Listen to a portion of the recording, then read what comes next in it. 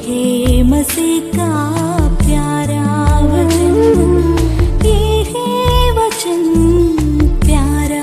परमेश्वर के धन्य नाम की महिमा हो। प्रभात मनन के सत्र 2344 में आप सभी का बहुत ही विनम्रता के साथ स्वागत करता हूं। आइए आज के मनन के लिए हम पढ़ते हैं पतरस की पहली पत्री, पहला अध्याय 20वीं पद। उसका ज्ञान तो जगत की उत्पत्ति के पहले ही से जाना गया था, पर अब इस अंतिम युग में तुम्हारे लिए प्रकट हुआ। पढ़ी गई पद यद्यपि पूर्ण रूप में सही हो, मैंने जो हिंदी अनुवाद आपको पढ़ के सुनाया वो थोड़ा सा समझने में कठिनाई उत्पन्न करने वाली है। पद का प्रारंभ में जो हिंदी अनुवाद की बात मैं बोल रहा हूं वो इस प्रकार है, उसका ज्ञान तो जगत की उत्पत्ति के पहले ही से जाना गया था। परंतु अंग्रेजी में पद इस प्रकार है, For he was foreknown before the foundation of the world, but has appeared in these last times for the sake of you। Hindi में पद पढ़ने पर ऐसे लगने की संभावना है कि यहाँ पर परमेश्वर के नहीं तो यीशु मसीह के ज्ञान के बारे में बता रहा है, लेकिन पद का अर्थ वो नहीं है। अंग्रेजी तथा अन्य अनुवादों के अनुसार यह यीशु मसीह के ही बारे में बता रहा है। ये पद स्पष्ट रूप में यीशु मसीह के जन्म पूर्व अस्तित्व की ओर इशारा करने वाली एक पद है। पतरस बता रहा है कि प्रभु यीशु मसीह का अस्तित्व अथवा एक्सिस्टेंस यहाँ तक जगत की उत्पत्ति के पहले से ही है। बाइबल में जगत या संसार शब्द धरती पर रहने वाले लोगों को सूचित करता है। यीशु मसीह के अस्तित्व के बारे में जब वचन सिखाता है कि उनकी उत्पत्ति जगत की उत्पत्ति से भी पहले से है, तो इसका अर्थ यह है कि आदि में परमेश्वर आदम और हव्वा की सृष्टि करने के पूर्व ही यीशु मसीह का अस्तित्व है।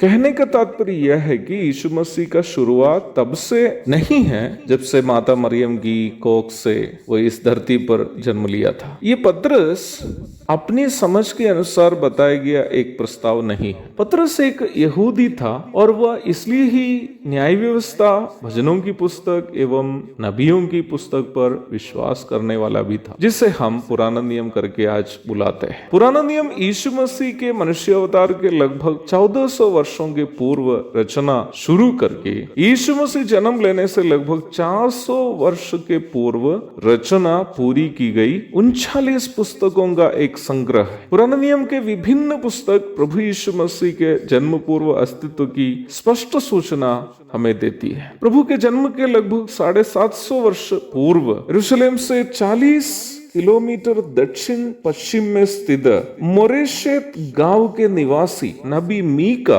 प्रभु के जन्म के बारे में इस प्रकार नबूवत की, है बेतलहम एफ्राता, यदि तू ऐसा छोटा है कि यहूदा के हजारों में गिना नहीं जाता, तो भी तुझ में से मेरे लिए एक पुरुष निकलेगा जो इस्राएलियों में प्रभुता करने वाला होगा, और उसका निकलना प्राचीन काल से वरन अनादिकाल से होता आया है, और उसका निकलना प्राचीन काल से वरन अनादिकाल से होता आया है। यीशु मसीह स्वयं भी अपना जन्म पूर्व अस्तित्व का दावा एक से अधिक बार करते हुए हम नया नियम में देखते हैं। यहूदी धर्म गुरुओं से बहस करते समय प्रभु अब्राहम से भी पूर्व वह होने का दावा करते हुए हम यूहन्ना 8:58 में पढ़ते हैं। ध्यान दें कि अब्राहम प्रभु यीशु मसीह संसार में जन्म लेने से लगभग 2000 वर्ष के पूर्व जीवन बिताए हुए एक व्यक्ति है। जब पतरस यीशु मसीह के जन्म पूर्व अस्तित्व की चर्चा करता है तो वो पूर्णतया न्याय व्यवस्था में दी गई भविष्यवाणियां तथा यीशु मसीह के साथ उनका अनुभव के आधार पर ही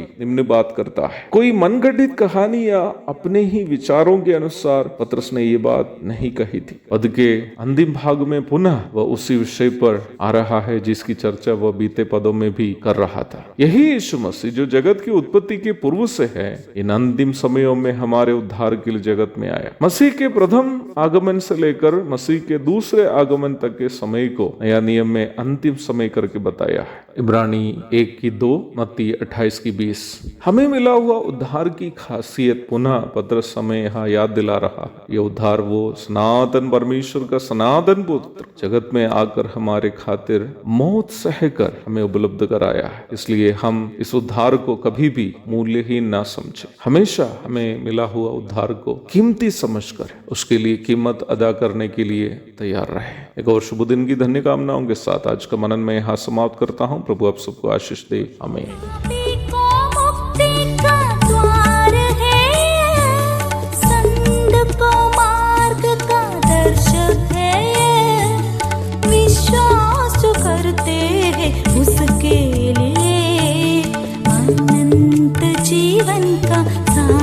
है